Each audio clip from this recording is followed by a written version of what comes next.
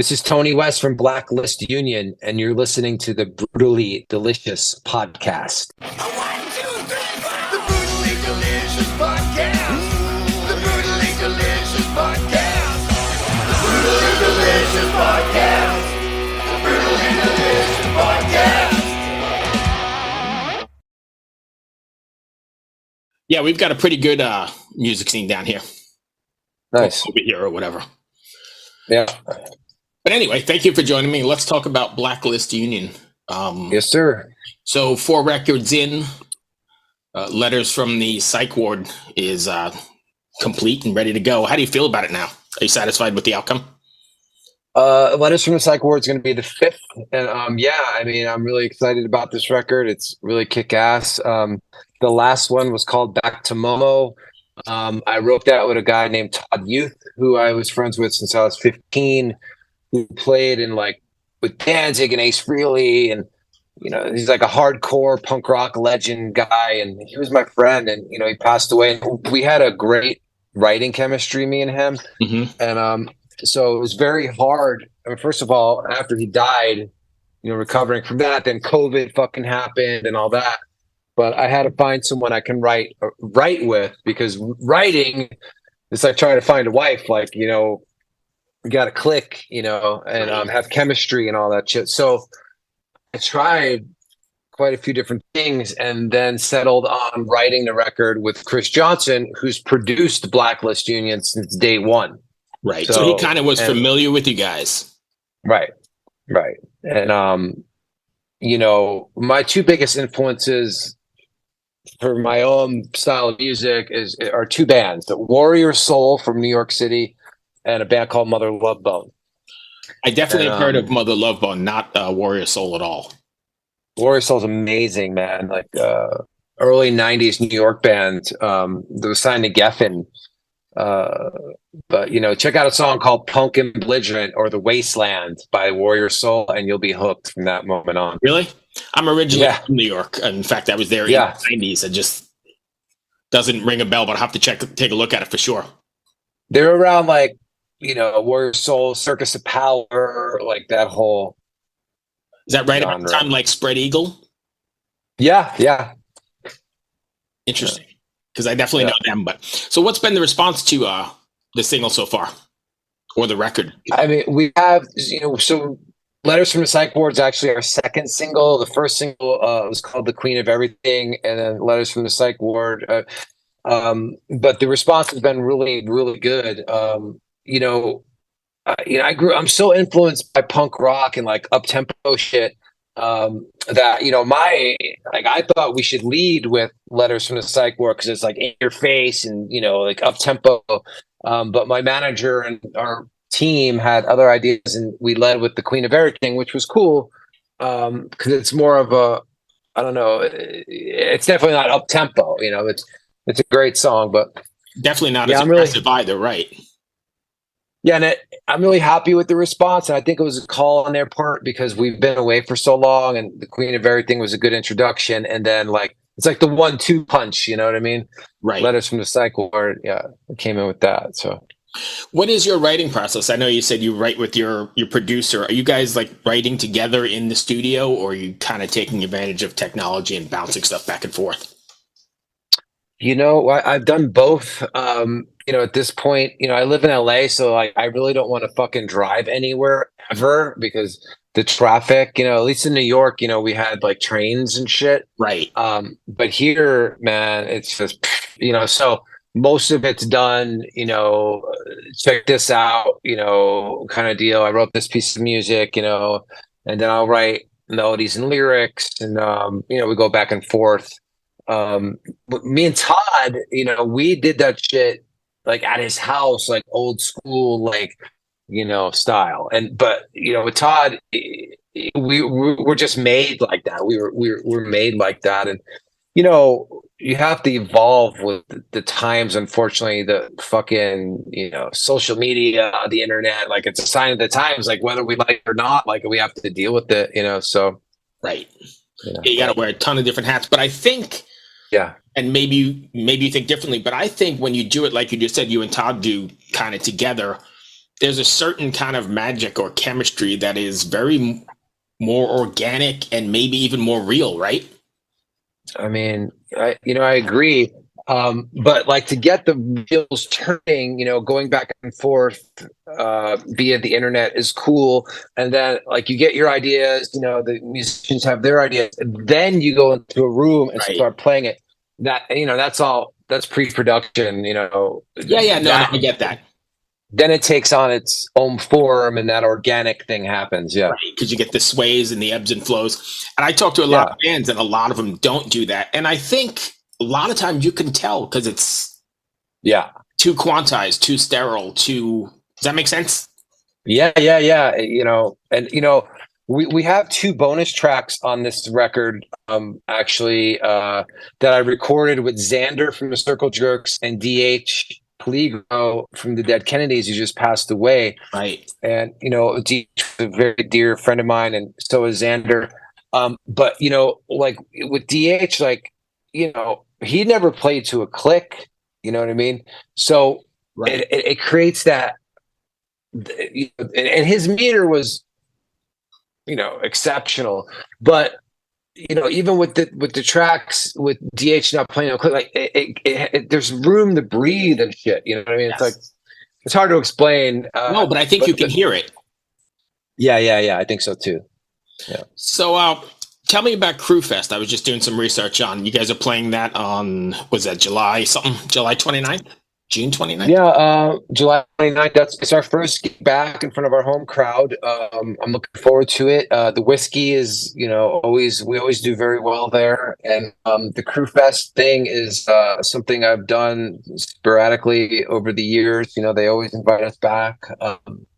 We do really well there. You just do a couple crew songs? I'm guessing that's what it is? No, there's no crew songs for us. But it's just called the Crew Fest. Okay. I think a lot of the proceeds go to the Sky O'Neill Foundation, Gotcha. So it's for kids with cancer. And, right. I've lost a lot of friends from cancer, actually a cousin when I was a kid. So I have a soft spot in my heart for that kind of stuff. So when you're writing lyrics, and I know it's rock and roll and everyone's got their own perception, but are you writing with like a sort of takeaway or a message you want your fans to walk away from or walk away with? Yeah, man. So I consider myself a wordsmith, and I've always been, like lyrics are so important. I was the kid, man, like my life was shaped by music, even my, a lot of punk rock stuff taught me about what's up with the government and all that kind of shit. Like, but lyrics are very important to me, and every single Blacklist Union song, like you can name one, and it's all a real life experience. And a lot of the songs on the Letters from the Psych Ward record, after Todd died, I went to the Amazon jungle in Peru with the Shipibo Indians and did ayahuasca 5 times. Oh wow! And it was this life-changing, deep ass. I mean, you can't get any more deep than that. So a lot of these songs are about that, and healing. And it's so the Queen of Everything is about the love I have for my wife. Letters from the Psych Ward. Like, many times we've all fucking felt like we're losing our minds just dealing with life. And Dirty Halo is going to be our next single, and Dirty Halo is about the plethora of friends I've lost.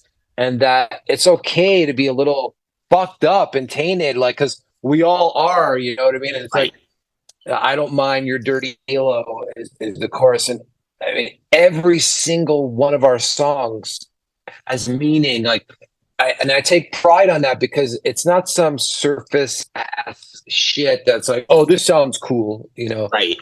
Way deeper, man, way deeper. Do you ever feel then that you've put too much of yourself into a song and you're too vulnerable?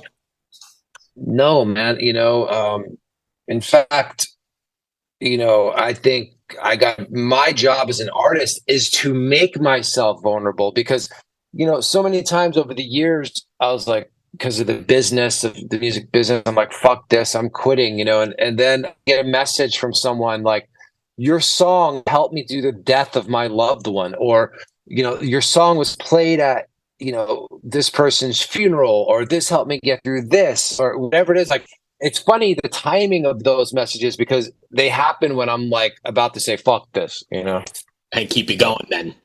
Yeah. So what was it like in the jungles then?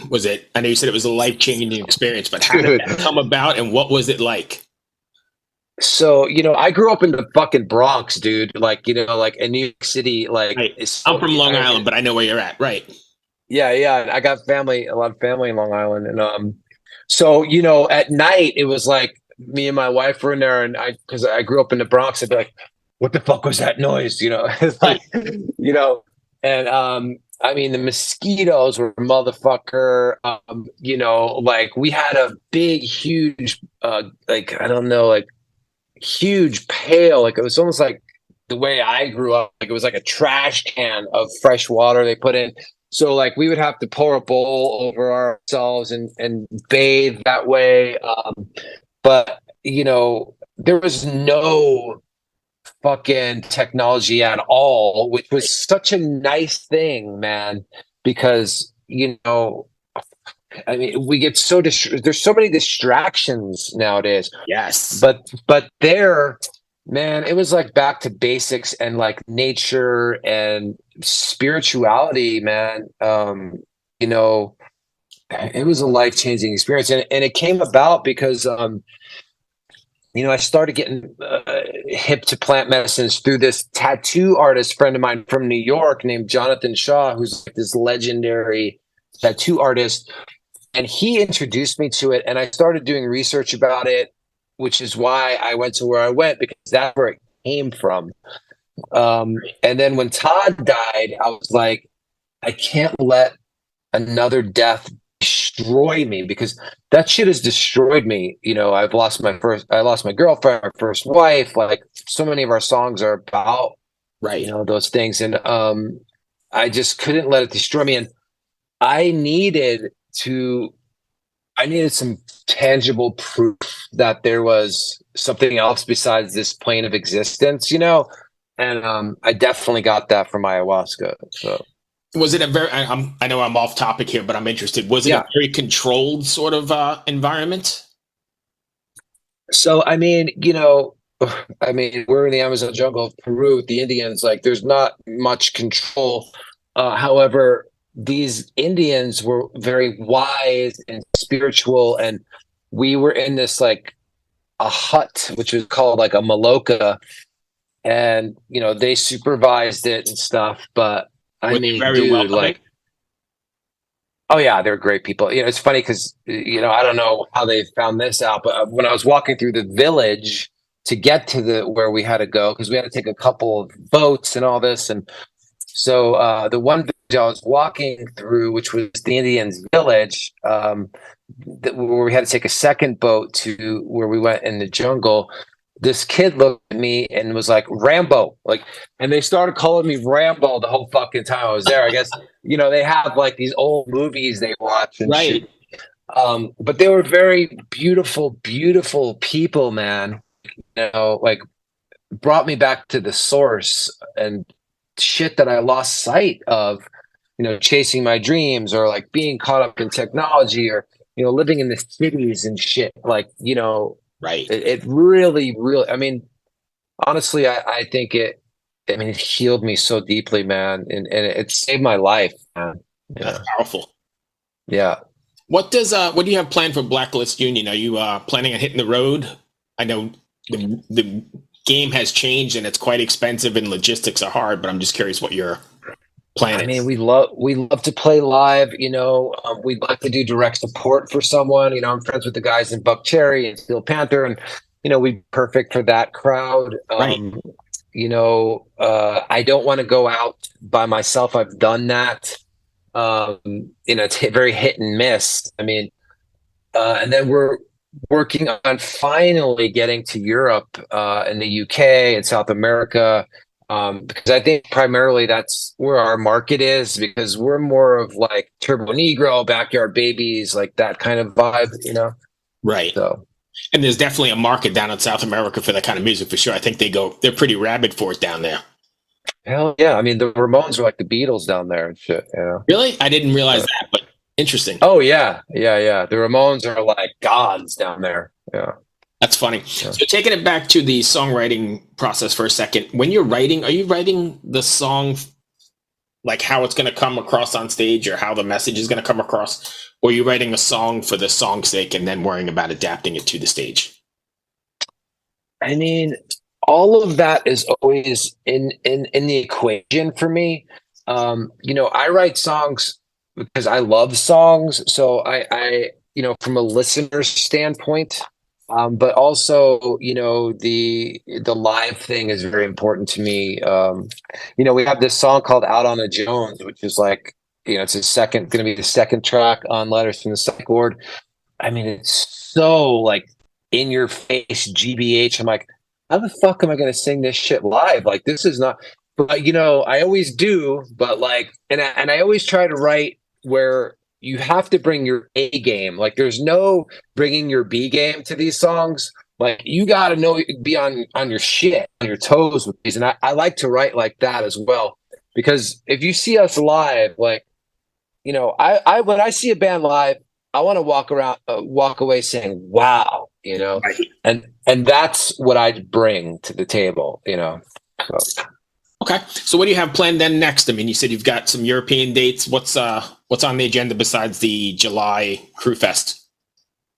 I mean, we're getting everything set up, this is a whole process of stuff you got to fucking do, as I'm sure you know. And the music business has changed over the last 20 years, huh? Yeah, I mean, all the prepping and then the fucking, videos and the views and the social media and the merch and like all of it, and it's solidifying the live lineup and, all that kind of shit. It's so much work, from beginning to end. I was asked recently, like, how long does it take from, starting to write a record to actually that you're on tour? I'm like, if you could do that within a year, like you're ahead of the game. Right. Most people I talk to are 2 and 3 years out from. Yeah, it is. It's a 2 or 3 year process usually. But like I said, if you could do it in a year, man, you're kicking ass. Even 2 years. 2 years is a pretty good. Right. Are you one of those guys that is always writing, or do you set aside time to write after the cycle? I'm always writing lyrics. That's for sure. I have a backlog of lyrics. It's funny because some of them are from when I was a kid. I'm like, yeah, I've outgrown that. But, I have so many different words that like, I can go through things and like highlight the lines that are kind of, relevant now to the story I'm telling or whatever. So, I mean, songwriting is definitely my favorite thing. And man, I have friends that have sold millions of records and some of them can't write a song. I'm like, what the hell? How did you sell this many records, Right. So, that's interesting. Yeah.